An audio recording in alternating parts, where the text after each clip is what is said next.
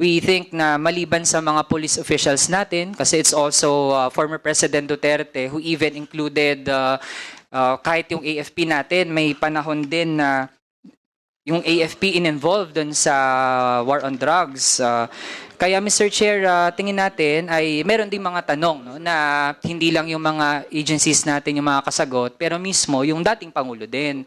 Kaya in addition sa ating pagtingin din na dapat yung former PNP chief, si Ronald De La Rosa ay maimbitahan, tingin natin, Mr. Chair, timely din na si former President Rodrigo Duterte ay imbitahan din natin, no? Bilang siya din naman ay hindi incumbent official, isang civilian, and kung may mga dapat din siyang sagutin sa iba pang issue sa other committees, kahit dito din naman na siya talaga yung primary reference dun sa CMC.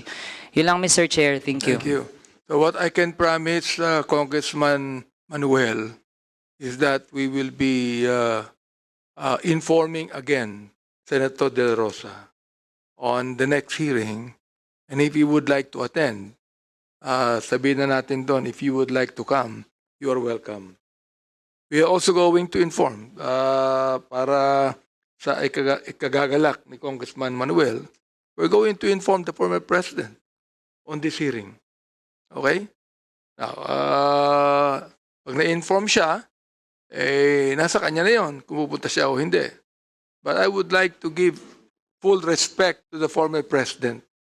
Although he might not be tawag dito, exempt from this investigation. Yet, I think that we should give full respect to the former president, being a public official also. All right? So we are going to inform the former president on this. Okay?